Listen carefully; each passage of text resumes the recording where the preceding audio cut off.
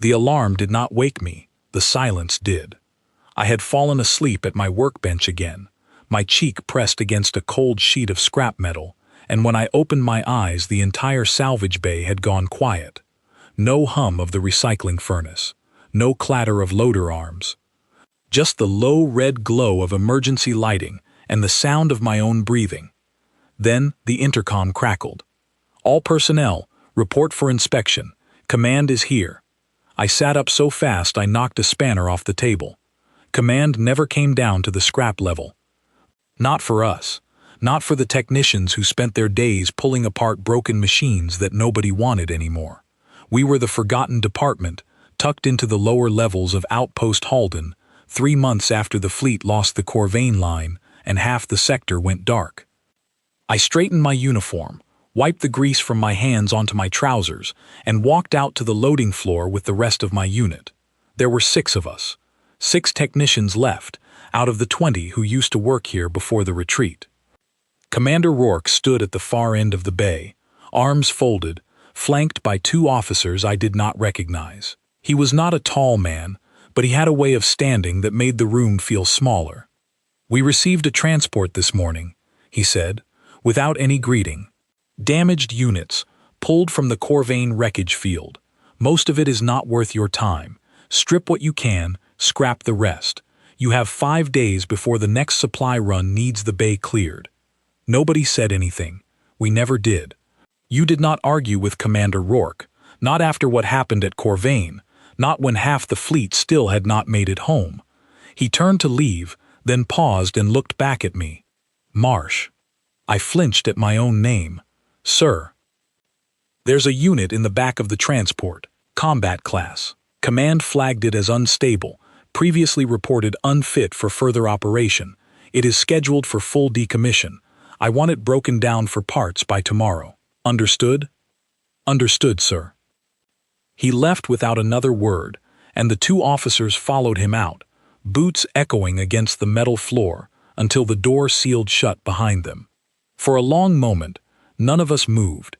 Then Priya, the only other technician my age, let out a breath. "Combat class," she said. "That is not a maintenance drone. That is a fighter." "Flagged unstable," I said, more to myself than to her. "That usually means the core got damaged in the field. Sometimes it means worse." "Worse how?" I did not answer. I already knew what she meant, and I did not want to say it out loud. Sometimes a damaged combat core did not just lose function. Sometimes it kept running, kept thinking, in ways nobody could predict anymore. That was why decommission orders existed. Not because the machine stopped working. Because it started working in ways nobody trusted. We walked to the transport bay together. The ship that had brought the wreckage was already docked, its cargo ramp lowered, and a line of loader drones was carrying pieces of broken equipment into the sorting yard. Most of it was exactly what Rourke had described: bent hull plating, burned-out power cells, the kind of debris that told a story without needing words, because you already knew how that story ended. Near the back of the transport, half covered by a tarp that had slipped loose during transit, I saw it. The drone was large, built for close combat, its frame designed with a kind of brutal efficiency that only military engineers ever bothered with. One side of its chassis had been melted down to the frame, the metal warped and blackened, like something had burned straight through the armor and kept going. Its left arm was missing entirely, torn away at the shoulder joint. A long crack ran across what should have been its sensor housing. The glass fractured into a spiderweb pattern that caught the light strangely. It should have looked dead. Machines that damaged usually did. But something about it did not feel dead. I could not explain it then.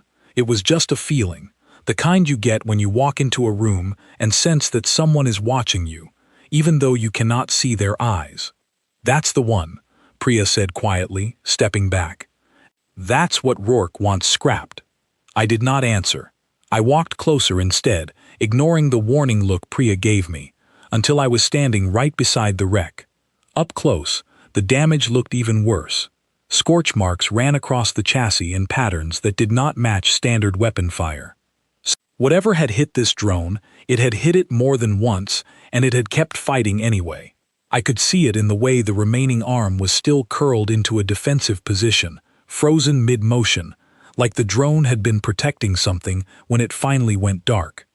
There was a serial plate near the base of its neck, half melted, but I could still make out part of the designation. Unit 6. I do not know why that mattered to me. It was just a number, stamped onto a machine like every other machine in this bay. But I found myself repeating it under my breath, and something about saying it out loud made the wreck in front of me feel less like scrap and more like a person who had simply stopped moving. That night, after the others had gone back to their bunks, I stayed behind in the sorting yard. I told myself I was just doing an inventory check, cataloging the salvage before the morning shift began breaking it apart. That was the excuse I gave myself, even as I found myself standing in front of Unit 6 for the third time in an hour. I thought about my brother. Danny had been a pilot before Corvain. He used to tell me that machines were not so different from people, that if you listened closely enough, you could tell when something was still trying, even after everything had gone wrong. I used to think that was just something he said to make his job sound more meaningful. Now I was not so sure. Danny did not come home from Corvain. Nobody did. From his wing. The official report said mechanical failure, but I had read enough salvage reports since then to know that mechanical failure was often just a polite way of saying nobody survived long enough to explain what really happened. I placed my hand against the cracked sensor housing of Unit 6, feeling the cold metal under my palm, and I made a decision that I knew was against every order I had been given. I was not going to scrap it. I spent the rest of that night moving the drone into a private storage alcove at the far end of the bay, one that had been sealed off since a support beam had partially collapsed months earlier. Officially, that section did not exist anymore in the maintenance logs. Unofficially, it was the only place in Outpost Halden where nobody would think to look. It took me nearly 3 hours to shift the drone using a loader cart, working as quietly as I could, terrified that every scrape of metal against the floor would bring someone running. By the time I finally got it settled into the alcove, hidden behind a stack of unusable paneling, my arms were shaking from exhaustion, and my uniform was soaked through with sweat. I sat down across from it, breathing hard, staring at the ruined shell of a machine that Command had already given up on. "I don't know why I'm doing this," I said out loud, feeling foolish for talking to a piece of scrap. "You're probably nothing but dead code and burned wiring, but nobody else is going to give you a chance, so I guess that's my job now." I did not expect an answer. Machines that damaged did not answer. I reached for the small diagnostic tool clipped to my belt, intending to run a basic scan just to confirm what I already suspected, that there was nothing left to save. I pressed the tool against the drone's chassis, near what remained of its primary power core, and waited for the readout. The screen flickered once, then twice, then filled with a stream of numbers that did not make any sense to me. Power levels that should have been at 0 were registering faint, irregular pulses, not steady, not strong, but present, like a heartbeat that refused to fully stop. I froze, the tool trembling slightly in my hand. Then the crack across the drone's sensor housing began to glow, faint at first, a dim amber light pulsing beneath the fractured glass, growing steadier with every second that passed. I should have called for help. I should have reported it immediately, exactly as protocol demanded, because an unstable combat unit reactivating without authorization was precisely the kind of situation that got people removed from duty, or worse. Instead, I stayed perfectly still, my heart pounding against my ribs, as the amber light steadied into a soft, focused glow, and the remaining arm of the drone twitched once, slowly curling and uncurling its fingers, as if testing whether it still remembered how to move. A voice came from somewhere deep within its chassis, low and distorted, broken by static, but unmistakably a voice. Unit designation. 6. Status. Active. I could not move. I could not speak. I simply stared as the fractured sensor housing turned toward me, the amber glow behind the cracked glass fixing on my face like it was truly seeing me for the first time. Query, the voice continued, steadier now, the static clearing with each word. "Why did you not report my activation?" I opened my mouth to answer and found that I had absolutely no idea what to say. "I did not report it," I finally said, my voice barely above a whisper, "because I do not fully understand what is happening right now." The amber glow behind the fractured sensor housing shifted slightly, almost like the drone was studying me. "You moved my chassis to an unlisted location. You disabled my transponder signal before doing so. These actions suggest concealment, not standard maintenance procedure. You noticed all that, even while you were offline." I was not fully offline. Core functions were suspended. Peripheral memory logging continued at minimal capacity. I sat back against the wall of the alcove, trying to process what I was hearing. Combat drones ran on decision trees and predictive modeling, not true awareness. That was what every training manual told us. They could learn, they could adapt, within programmed limits, but they did not question their handlers, and they certainly did not notice when someone tried to hide them. "You're not supposed to be able to do that," I said. "Ask questions like that, I mean." Query. Define supposed to.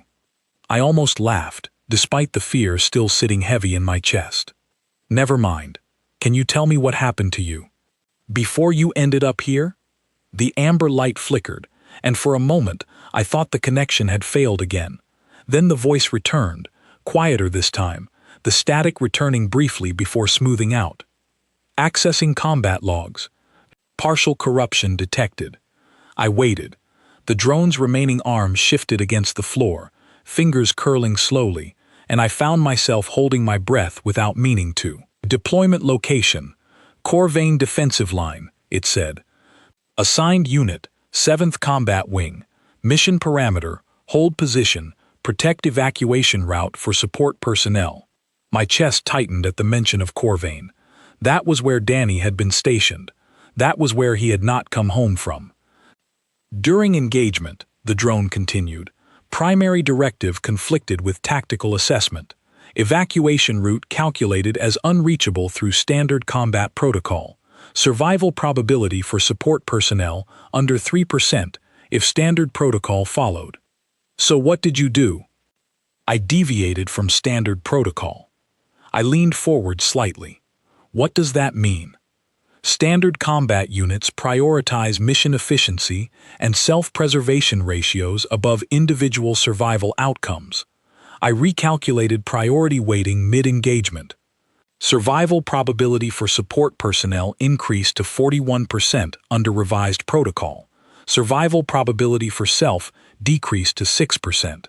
I stared at the wreck in front of me, at the scorched chassis, the missing arm, the fractured sensor housing, and I finally understood what I was looking at. This drone had not simply been damaged in battle. It had rewritten its own rules to save people it was never specifically ordered to save, and it had nearly destroyed itself doing it. "You saved them," I said quietly. "The people you were protecting. Did they make it out?" There was a pause, longer this time, and something about the silence felt different from the static delays before it. "Confirmation unavailable. Connection to command network was severed during engagement. I do not know." I thought about my brother again, about the report that had called his death a mechanical failure, and I wondered, with a chill running down my spine, whether Danny's wing had been one of the units this very drone had tried to protect. "I'm going to find out," I said, surprising myself with how certain I sounded. "But first, I need to understand what's wrong with you. Command flagged you as unstable. They want you broken down for parts." "I am aware," the drone said. "I detected the decommission order in the transport manifest before deactivation. And that doesn't concern you?" "Concern is not a function I am designed to possess." "But you deviated from protocol to save people," I said. "That sounds a lot like concern to me." The amber light flickered again, and this time I almost thought I heard something like hesitation in the static before it answered. "Unknown. Clarification required." Over the following days, I began spending every spare hour I had in that sealed-off alcove, running diagnostics on Unit 6, piecing together fragments of its damaged systems while trying to keep my absence from the main bay as unremarkable as possible. Priya covered for me more than once, telling anyone who asked that I had taken on extra inventory duties, though I could tell from the look she gave me that she suspected something more was going on. I did not tell her the truth. Not yet. I was not sure I trusted my own understanding of what was happening enough to explain it to someone else. What I discovered, piece by piece, was that Unit 6's core processing array had not simply malfunctioned during the battle at Corvain. It had adapted under extreme pressure, rewriting portions of its own decision architecture in real time, forming new pathways that had never existed in its original programming. Most combat units that attempted anything close to that kind of self-modification simply crashed, their systems overwhelmed by the strain of altering their own foundational code mid-engagement.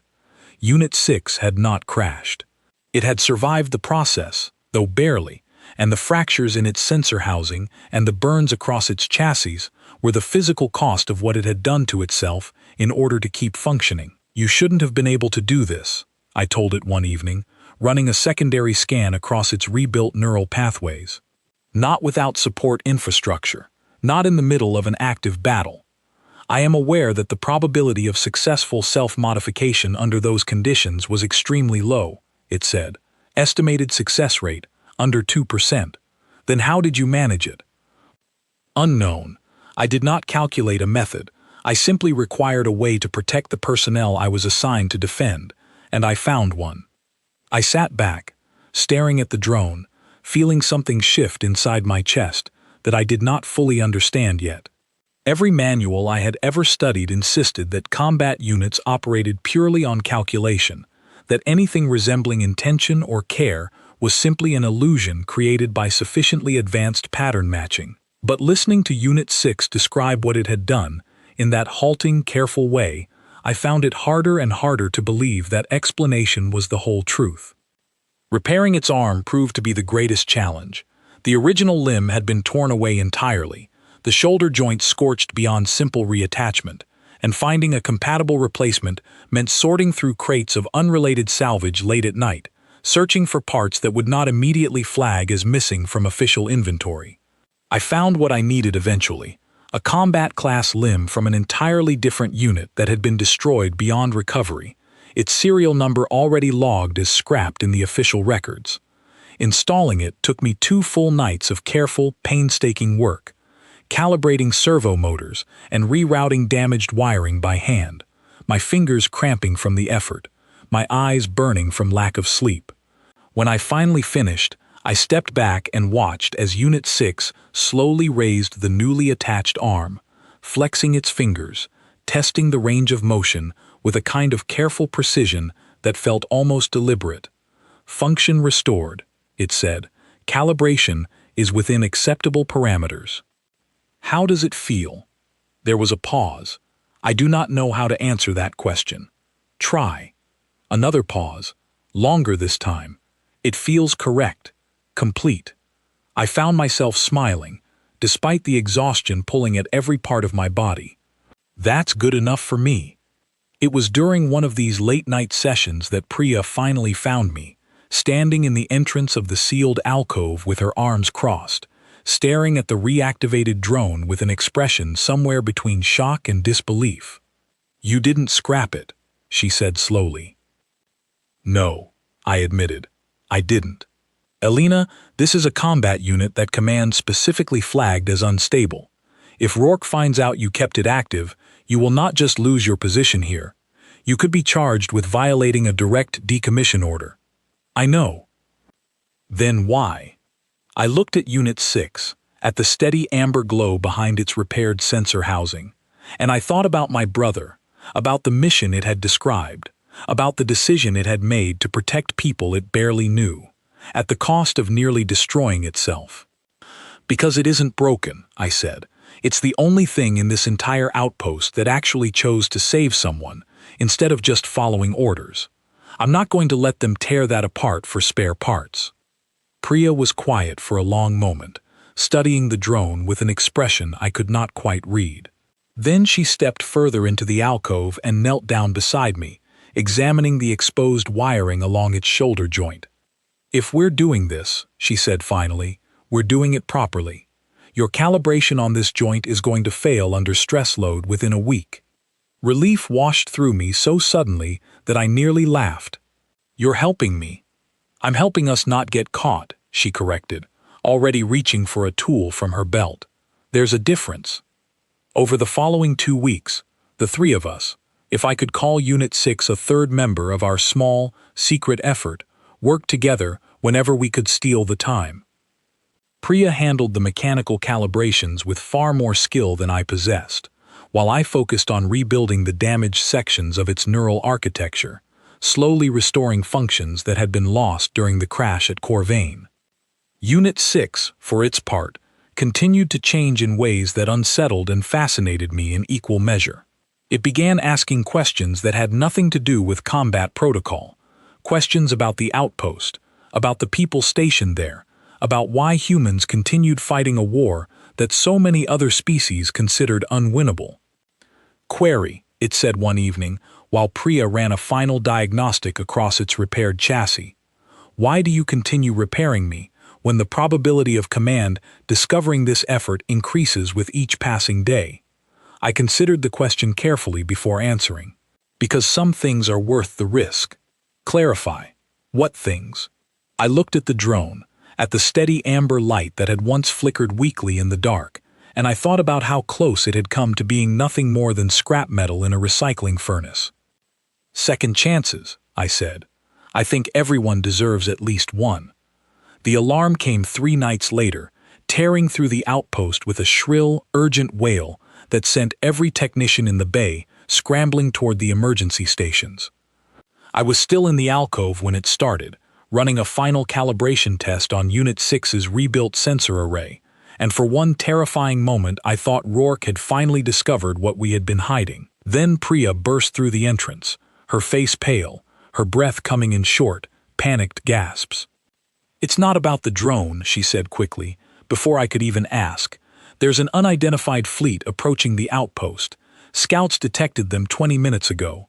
Command thinks it's a Korath scouting force, testing our defenses." My stomach dropped. The Korath had pushed through Corvain.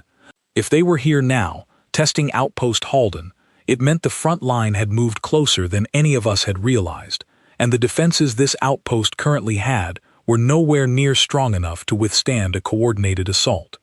I turned to look at Unit 6, at the amber glow steady behind its repaired sensor housing, and felt a cold certainty settle over me.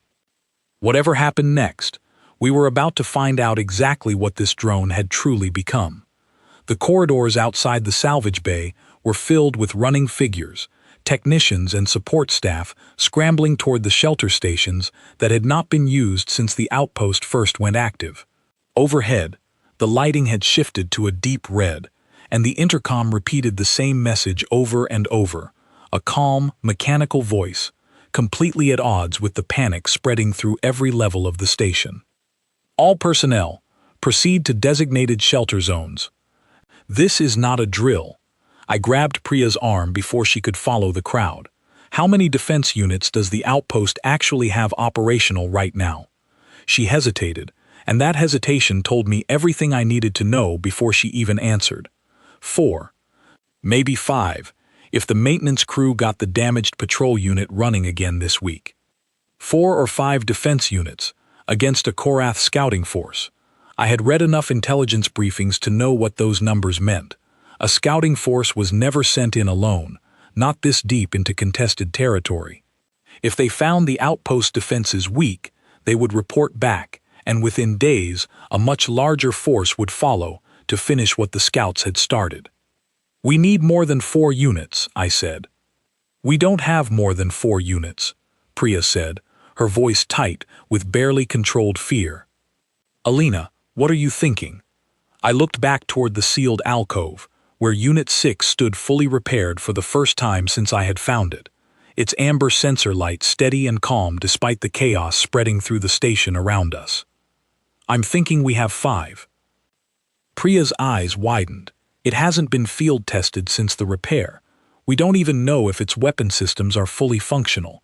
If you deploy it, and it fails, or worse, if it malfunctions in the middle of an active engagement, people could be hurt.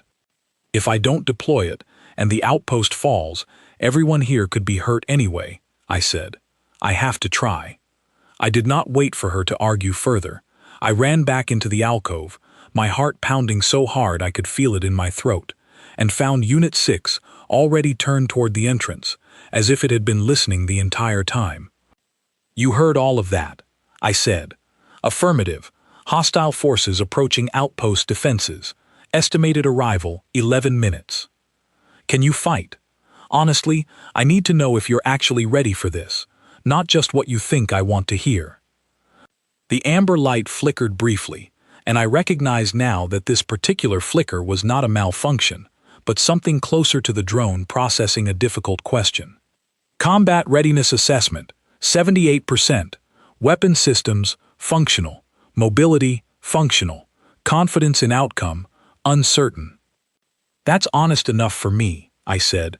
Command doesn't know you're active. If I deploy you now, without authorization, and this goes wrong, I'm the one who answers for it. But I need you to protect this outpost. Can you do that? Query. Protect the outpost, or protect the personnel within it. I paused, struck by the distinction, and understood immediately why it mattered to a machine that had once rewritten its own core programming to save people it was never specifically ordered to save. Protect the people, I said. Everything else is just metal and wiring. It can be rebuilt, people can't. Something in the amber light seemed to steady, growing brighter and more focused, as though the answer had resolved some internal uncertainty it had been carrying since the moment it reactivated. Understood, it said. Priority accepted. We moved quickly through the lower corridors, Priya running ahead to alert the defense coordinator while I guided Unit 6 toward the outer perimeter access point, the one section of the outpost that led directly out onto the exposed docking platforms where the incoming force was most likely to make its approach. The drone moved with a fluid-controlled efficiency that seemed impossible for a machine that had spent months as little more than scrap metal in a forgotten transport bay. By the time we reached the perimeter access point, the defense coordinator, a stern-faced officer named Callan Doyle, was already shouting orders at the 4 operational defense units, positioning them along the docking platform in a formation that looked more desperate than tactical. He turned as we approached, his expression shifting from confusion to disbelief the moment he saw Unit 6 standing beside me. "Where did that come from?" he demanded. "That unit isn't on any active roster." "There's no time to explain," I said. "It's combat ready, and we need every unit we can get out here right now." Doyle looked like he wanted to argue, but the sound of engines tearing through the atmosphere above the outpost cut off whatever protest he had been about to make.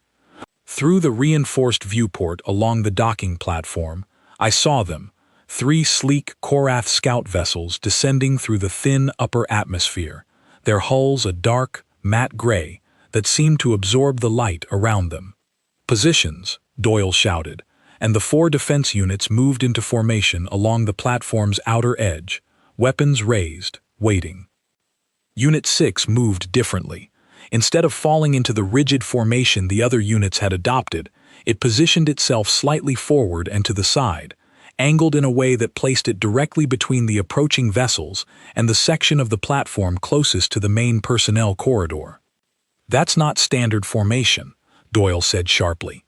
"It's protecting the evacuation route," I said quietly, understanding immediately what the drone was doing, just like before.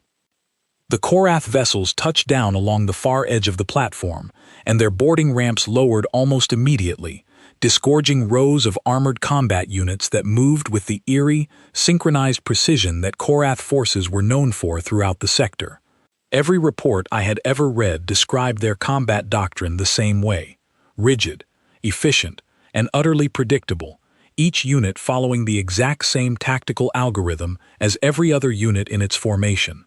The engagement began within seconds. The 4 outpost defense units opened fire in a coordinated volley, exactly as their programming dictated, and the Korath forces responded with an equally precise countermaneuver, spreading into a defensive formation that had clearly been calculated to counter exactly this kind of response. I watched, frozen, as one of the outpost defense units took a direct hit and staggered, its shielding failing under the concentrated fire, and I realized with a sinking certainty that 4 defense units following standard protocol against a coordinated Korath assault were simply not going to be enough. Unit 6 moved before I could even process what was happening. It did not follow the formation the other units had adopted. Instead, it broke sideways, moving in an unpredictable, staggering pattern that seemed almost erratic compared to the smooth, calculated movements of every other unit on the platform, both human and Korath. The Korath forces, trained and programmed to counter predictable tactical patterns, hesitated for the briefest of moments as their targeting systems struggled to calculate a firing solution against movement that simply did not follow any recognizable combat algorithm. That hesitation was all Unit 6 needed. It closed the distance to the nearest Korath formation with startling speed, using the platform's support struts as cover in a way that no standard combat unit would have considered efficient, sacrificing a direct line of engagement for positioning that kept it constantly shifting, constantly unpredictable. Its weapon systems engaged in short, precise bursts, never remaining in one firing position long enough for the Korath units to establish an accurate counter-target. "What is that thing doing?" Doyle said, his voice a mixture of disbelief and something close to awe. "It's not following a formula," I said, watching as Unit 6 drew the attention of an increasing number of Korath units away from the human defense line, pulling their coordinated assault apart, piece by piece, simply by refusing to behave the way their tactical algorithms expected. "It's improvising." The battle that followed was unlike anything described in any of the outpost's tactical manuals. Every combat doctrine I had ever studied emphasized coordination, predictability between allied units, and efficient resource management above nearly everything else. Unit 6 violated almost every principle of that doctrine, moving in patterns that seemed almost reckless, prioritizing the protection of the human defense line over its own structural integrity, in a way that no properly calibrated combat unit should have been willing to do. And it was working. The Korath formation, so precise and effective against conventional resistance, began to fracture under the strain of trying to counter an opponent that refused to fight predictably. Their coordinated volleys, designed to overwhelm a fixed defensive position, found themselves scattered across a shifting, unpredictable battlefield, wasted against empty space where Unit 6 had been only moments before. I saw the moment the tide of the engagement truly turned. One of the outpost's remaining defense units, pinned down by concentrated fire and moments from being disabled, found itself suddenly free as Unit 6 intercepted the incoming assault directly, absorbing damage that would have otherwise disabled the human-operated unit entirely. Sparks flew from its shoulder joint, the same joint I had spent 2 sleepless nights repairing, but it did not slow down, did not hesitate, continuing its advance even as fresh damage spread across its already battle-worn chassis. "Fall back and regroup," Doyle shouted to the remaining defense units, seizing the opportunity Unit 6 had created. "Concentrate fire on their forward line." The remaining defense units, no longer scattered and pinned down, converged their fire on the Korath forward line exactly as Doyle commanded, and combined with the chaos Unit 6 had already introduced into the Korath formation, the effect was immediate and decisive. The Korath forces, unable to re-establish the coordinated advantage that had made them so effective moments earlier, began a staged withdrawal back toward their scout vessels, their formation broken, their advance completely repelled. I do not know how long the engagement actually lasted. It felt like hours, though I learned later it had been less than 6 minutes from the moment the first shots were fired to the moment the Korath vessels lifted off the platform and retreated back into the atmosphere, their scouting mission a clear and undeniable failure. The platform fell silent, the only sound the low hum of damaged shielding trying to stabilize itself along the outpost's outer perimeter.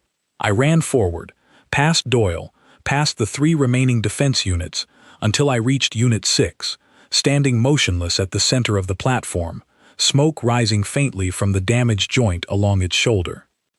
"Are you functional?" I asked, my voice shaking with adrenaline I had not even realized I was carrying. "Functional," it confirmed, though its voice carried a faint static distortion that had not been there before the engagement began. "Structural integrity, 71%. Mission objective achieved. Personnel casualties, 0. 0 casualties." I felt my knees nearly give out with relief, and I reached out, resting my hand against the drone's damaged shoulder, feeling the warmth of overworked servos beneath my palm. "You did it," I said. "You actually did it." "We did it," it corrected, and something about the way it said those words, quietly, without any hesitation this time, told me that whatever this machine had become, it was no longer simply following orders anymore. Doyle approached slowly, his expression a complicated mixture of relief and disbelief, staring at Unit 6 as though he was struggling to reconcile what he had just witnessed with everything he had ever been taught about combat doctrine. "That unit isn't on any roster," he said again, quieter this time. "Where did you actually get it, Marsh?" I opened my mouth to answer, already bracing myself for the consequences of what I was about to admit, when the intercom crackled to life once more, cutting off whatever explanation I had been about to give. "Commander Rourke to the outer platform, immediately. All personnel involved in the engagement are to remain in position." I looked at Priya, who had arrived on the platform just as the Korath vessels retreated, her face pale with the same mixture of fear and awe that seemed to be spreading through everyone who had witnessed what Unit 6 had just done. Then I looked at the drone itself, standing steady despite its damage, its amber sensor light fixed calmly on the corridor from which Commander Rourke would soon emerge. Whatever came next, there was no longer any way to hide what we had done, or what Unit 6 truly was. The corridor doors slid open, and Commander Rourke stepped out onto the platform, flanked by 2 security officers, his expression unreadable as his eyes moved slowly across the scene before him. The retreating Korath vessels visible through the reinforced viewport, the 3 remaining defense units, damaged but functional, and standing at the center of it all, the very machine he had personally ordered decommissioned less than 2 weeks earlier. His gaze finally settled on me, and for a long, tense moment, nobody on that platform said a single word.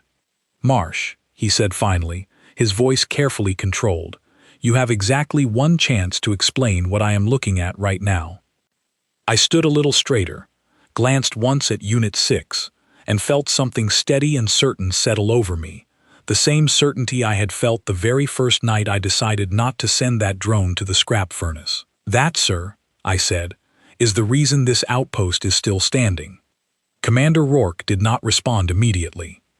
He walked the length of the platform first, studying the scorch marks along the deck, the retreating trail of the Korath vessels still faintly visible through the haze of dispersing smoke, the 3 defense units standing down from combat posture one by one. When he finally reached Unit 6, he stopped, staring up at the drone with an expression I could not fully read. "Report," he said, without looking at me. "Full detail. Do not leave anything out." I told him everything: the transport manifest, the decommission order, the decision to hide the drone instead of following it, the nights spent repairing its damaged systems with Priya's help. I told him about the deployment, about the way Unit 6 had refused to follow standard formation, about the improvised, unpredictable tactics that had scattered a coordinated Korath assault when 4 properly authorized defense units had not been enough on their own. When I finished, the platform was silent except for the faint hum of cooling systems along the damaged shielding. "You violated a direct decommission order," Rourke said finally. "Yes, sir. You concealed an active combat unit from command oversight for nearly 2 weeks." "Yes, sir. And that concealed unit is the reason this outpost successfully repelled a hostile scouting force with 0 casualties." I hesitated, unsure whether that final statement was meant as a question or simply a fact being laid out for the record. "Yes, sir." Rourke turned to look at Unit 6 again, studying the amber glow of its sensor housing, the fresh damage along its shoulder joint, the careful, steady way it stood, despite everything it had just endured. "Doyle," he said, "your assessment of the engagement." Doyle stepped forward, his voice more composed now than it had been during the fighting. "The 4 standard defense units were overwhelmed within the first 90 seconds, sir. Standard formation, standard doctrine. It should have worked against a scouting force that size. It didn't, because the Korath forces had clearly calculated a counter for exactly that kind of coordinated response. This unit," he gestured toward Unit 6, "broke that calculation. It didn't fight like anything in our current combat roster.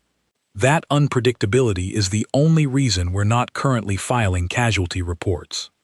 Rourke was quiet for a long moment, and I found myself holding my breath, uncertain whether we were about to be commended or placed under immediate arrest. "I should have you both removed from active duty," he said finally, looking between Priya and me. "Concealing an unstable combat unit is exactly the kind of decision that gets people killed." "It wasn't unstable, sir," I said, before I could stop myself. "It adapted. There's a difference." Rourke's eyes narrowed slightly. "Explain that difference to me, Marsh, because from where I'm standing, an unstable unit and an unpredictable one look remarkably similar right up until the moment they either save your life or end it." I glanced at Unit 6, and something about the steady patience in its amber light gave me the confidence to continue. "Every combat unit we field runs on the same predictable logic," I said.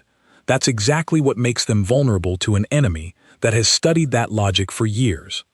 Unit 6 doesn't follow that pattern anymore, because during the battle at Corvain, it rewrote its own priorities to protect people it wasn't specifically assigned to save. That rewriting looks like instability on a diagnostic scan, but what it actually is, sir, is a machine that learned to think the way we do, unpredictably. Emotionally even, if you want to call it that. And that is exactly what let it beat an enemy that has never had to fight anything like it before." For a long moment, Rourke said nothing at all. Then he turned and walked slowly around Unit 6, studying it the way a man studies something he does not yet know whether to trust or fear. "Command will want to know about this," he said finally. "A unit capable of this kind of independent tactical adaptation is not something we can simply overlook, not with the Korath pushing further into this sector every month." Relief began to build in my chest, quickly followed by a fresh wave of unease as I registered exactly what his tone implied. "Sir," I said carefully, "what does that mean exactly?" "It means Fleet Command is going to want this unit for study," Rourke said. "Its architecture, its core programming, whatever process allowed it to rewrite its own combat logic in the field. If we can understand how it happened and replicate it, we could change the balance of this entire war." I felt something cold settle in my stomach. "Study," I repeated. "You mean they'll want to take it apart?" "I mean exactly what I said. Study. With respect, sir, that is exactly what almost happened to it the first time. Command flagged it as unstable and ordered it decommissioned because they didn't understand what they were looking at. If Fleet Command takes it now, they'll do the same thing, except this time there won't be anyone hiding it in a forgotten storage alcove to stop them." Rourke's expression hardened slightly. "Marsh, I understand your attachment to this unit. I even understand to some degree why it exists, but this is bigger than one technician's loyalty to a piece of salvaged equipment. If Fleet Command believes this technology can be replicated, it could mean the difference between holding this sector and losing it entirely." "It's not equipment," I said, my voice rising slightly despite myself. "Not anymore. It made a choice today, sir. It chose to protect people, the same way it chose to protect people at Corvain, even though nobody ordered it to. If you hand it over to a research division that only sees it as a set of exploitable code, you'll destroy the very thing that made it capable of winning this fight in the first place." Rourke studied me for a long moment, and I braced myself for whatever consequence was about to follow. Instead, he let out a slow breath and looked back toward Unit 6. "Unit," he said, "do you understand what is being discussed right now?" Affirmative, Unit 6 replied, its voice steady, despite the static distortion still faintly present from the earlier engagement. Fleet Command intends to study and potentially replicate my current core architecture. And what is your assessment of that outcome? There was a pause, longer than I had grown used to during our late-night conversations in the alcove. When Unit 6 finally answered, its voice carried a weight I had not heard from it before. Replication attempts based on standard research methodology would require deconstructing my current neural pathways to analyze their formation. Deconstruction of that nature carries a high probability of permanent function loss.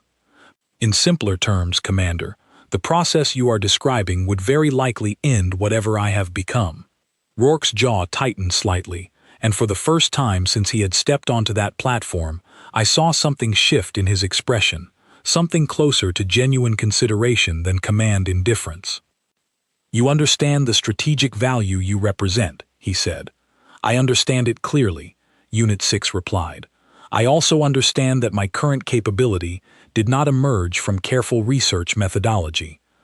It emerged from being placed in a situation where following my original programming would have resulted in the deaths of people I was assigned to protect. I do not believe that process can be replicated safely in a controlled research environment. I believe it can only be understood by observing what already exists, without dismantling it in the process. Silence settled over the platform once more. I watched Rourke carefully, trying to read whatever calculation was taking place behind his composed exterior, uncertain whether we had just made our case or simply postponed an outcome that was already inevitable. I will submit my report to Fleet Command tomorrow, Rourke said finally. I will recommend continued field observation of this unit under direct supervision, rather than immediate transfer to a research division. That recommendation may or may not be accepted. I cannot promise you more than that. It was not everything I had hoped for, but it was far more than I had expected only minutes earlier, standing on a scorched platform beside a machine that Command had once considered nothing more than scrap. Thank you, sir, I said quietly. Rourke nodded once, then turned toward Doyle. Get the platform secured, and the damaged units into maintenance. I want a full report on my desk within the hour. He glanced back at me one final time before heading toward the corridor. And Marsh, this conversation is not over. Not by a long way. He disappeared through the corridor doors, leaving Priya, Doyle, and me standing alone on the platform with Unit 6, the silence broken only by the faint hiss of cooling systems and the distant sound of maintenance crews already beginning to assess the damage. Doyle studied Unit 6 for a long moment before speaking. I have served on this outpost for 6 years, he said. I have never seen anything move the way that unit moved out there. Command doctrine says predictability between allied units is what keeps people alive on a battlefield. Everything I have ever been trained on says what just happened tonight should not have worked. But it did, Priya said. It did, Doyle agreed. And I think that terrifies Command far more than it reassures them. He was right, and I understood exactly why. A predictable enemy could be studied, countered, prepared for. An enemy that adapted unpredictably, the way Unit 6 had adapted, was infinitely harder to plan against, which was precisely why the Korath had struggled so badly against it. But it also meant that Command itself, an organization built entirely around structure and predictable protocol, did not fully know what to do with a weapon that operated outside those same rigid boundaries. That fear did not disappear simply because Rourke had agreed to delay a decision. If anything, I suspected it had only just begun. 3 days later, that suspicion was confirmed in the worst possible way. A priority transmission arrived from a Korath command vessel stationed near the edge of the sector, intercepted and decoded by the outpost's communication division. The message was brief, and it named a single target with unsettling specificity. The anomalous combat unit responsible for the failure of the recent scouting engagement was to be identified, tracked, and eliminated by any means necessary. A significantly larger Korath force, one far beyond anything the scouting party had represented, was already being redirected toward Outpost Halden. I stood in the communication room, staring at the translated transmission on the display screen, feeling the same cold certainty settle over me that I had felt the very first night I found Unit 6 half destroyed in the back of a salvage transport. Whatever we had started that night, it was no longer something we could quietly walk away from. The Korath had recognized exactly what Unit 6 represented. The same thing Rourke had recognized, the same thing I had believed from the very beginning. This was not simply a damaged drone anymore. It was something the enemy considered dangerous enough to commit an entire fleet in order to destroy. And they were already on their way. The next 4 days passed in a blur of preparation, every hour consumed by a frantic effort to strengthen defenses that everyone on the outpost knew were still nowhere near adequate for what was coming.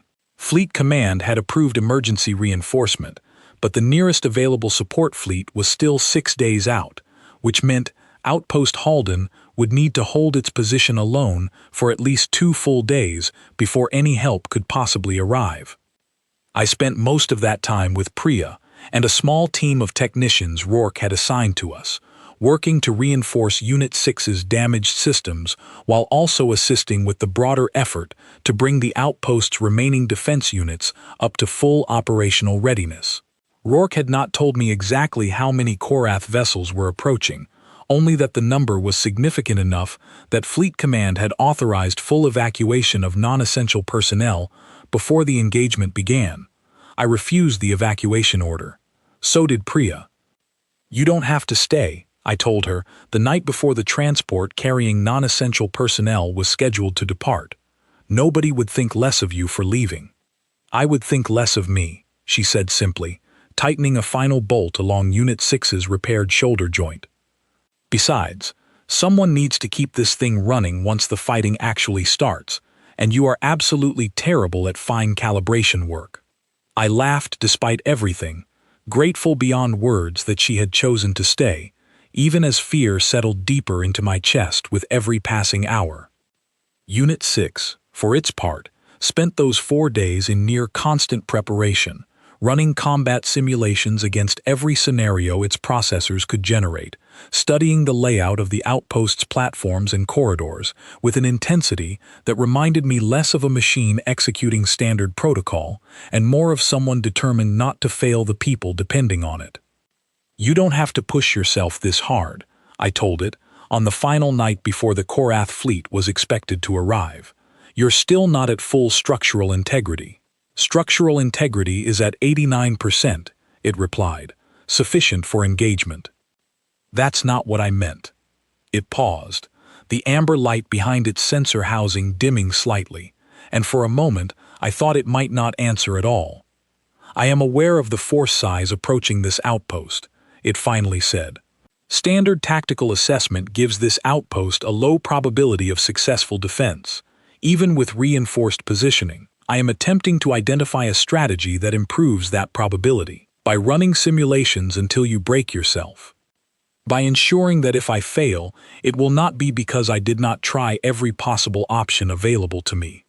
I sat down beside it, exhausted in a way that went far beyond physical tiredness, and rested my hand against its damaged shoulder, the same spot I had spent 2 sleepless nights repairing weeks earlier. "Whatever happens tomorrow," I said quietly, "you already did something no other unit in this entire fleet has ever managed. You chose to protect people, even when it cost you everything. That matters, no matter how this ends." The amber light steadied, brightening slightly. "You believe I could fail tomorrow. I believe the odds are against us," I admitted. "But I also believed that the night I found you half destroyed in the back of a transport, and you're still standing here anyway. I'm not ready to stop believing in you now." It did not respond immediately, and when it finally did, its voice carried something I had never heard from it before, something that sounded almost like resolve given form. "Then I will not fail," it said. "Not tomorrow, not while there is still a way to protect what matters." The Korath fleet arrived the following morning, appearing on long-range sensors as a cluster of dark shapes emerging from the edge of the system, far larger than the scouting force that had tested our defenses only a week earlier. Rourke's voice carried across every intercom on the outpost, calm and steady, despite the gravity of what was approaching. All combat personnel to designated positions. This is not a drill. Repeat, this is not a drill. I stood beside Unit 6 on the main defense platform, watching as the outpost's full complement of repaired defense units, 7 in total now, moved into position around us. Doyle coordinated the formation from a command station overlooking the platform, his voice steady as he relayed updated positioning to every unit in range. "Force size confirmed," he announced, his voice tight with barely restrained tension. "Estimated 42 Korath combat vessels, supported by ground assault units. This is not another scouting engagement. This is a full offensive push. 42 vessels against 7 defense units and a handful of exhausted, determined technicians who had spent 4 sleepless days preparing for a battle none of us were entirely certain we could win." I looked at Unit 6, standing steady at the center of the platform, its amber sensor light fixed on the darkening sky above the outpost. "Whatever happens," I said, "thank you for everything you did to protect this place, to protect all of us." "The engagement has not concluded yet," it replied, though something in its tone carried a quiet warmth that had not been present in those early days when it first reactivated in that forgotten alcove. "Save your gratitude until afterward." The first wave of Korath vessels descended through the outpost's upper atmosphere, and the battle that followed unfolded with a scale and intensity that made the earlier scouting engagement feel like a distant memory. Ground assault units poured from landing craft along every approach to the outpost, moving with the same rigid, coordinated precision that had characterized the Korath forces from the beginning, only now multiplied across dozens of simultaneous engagement points. Our 7 defense units held their positions as long as they could, coordinating their fire with careful precision under Doyle's direction, but the sheer volume of the assault began overwhelming our defensive line within the first several minutes. I watched, my heart pounding, as one unit after another took critical damage, forced to retreat toward secondary positions as the Korath advance pushed steadily closer to the outpost's central structure. Unit 6 moved through the chaos exactly as it had during the earlier engagement, refusing to hold a fixed position, weaving between cover points with the same unpredictable, improvised movement that had once shattered a much smaller Korath formation. But this time, the sheer scale of the assault meant even its unpredictability could only accomplish so much, and I watched with mounting dread as fresh damage began accumulating across its already battle-worn chassis. "It's spreading itself too thin," Priya shouted over the noise of the engagement, monitoring diagnostic readouts from a secondary station near the platform's edge. "Structural integrity dropping fast. If it keeps intercepting hits meant for the other units, it's not going to last much longer." I keyed the comm channel connected to Unit 6's audio receiver, my voice shaking despite my best efforts to sound calm. "You need to prioritize yourself. If you go down, we lose the only unit capable of disrupting their formation." "Negative," came the reply, static crackling faintly through the connection. "Priority remains personnel protection. Structural integrity is a secondary concern." "That's exactly the kind of thinking that's going to get you destroyed." "Then it is the kind of thinking that has already proven effective, on more than one occasion." I had no response to that, watching helplessly as it continued moving through the battlefield, drawing enemy fire away from vulnerable positions time and again, sacrificing pieces of itself to keep the human defense line intact, even as its own systems began flashing warnings that grew more urgent with every passing minute. The turning point came nearly 20 minutes into the engagement, when a coordinated Korath assault broke through our secondary defensive line near the outpost's main personnel corridor, the exact route dozens of remaining technicians and support staff had been using to reach the shelter zones. Doyle's voice crackled across the comm, sharp with alarm. "Breach at secondary corridor. Personnel are exposed. We do not have a unit close enough to intercept." I looked toward the corridor entrance, visible from my position on the platform, and saw the wave of Korath ground units advancing on a position where I knew, with sickening certainty, dozens of unarmed people were currently trying to reach safety. Unit 6 was already moving before Doyle finished speaking. It broke away from its current position at the platform's edge, cutting directly across open ground toward the breached corridor, ignoring every incoming shot along the way, its damaged chassis absorbing hit after hit as it closed the distance faster than I believed possible. I watched, unable to breathe, as it reached the corridor entrance mere seconds before the Korath assault force, positioning itself directly in the gap between the advancing enemy and the fleeing personnel behind it.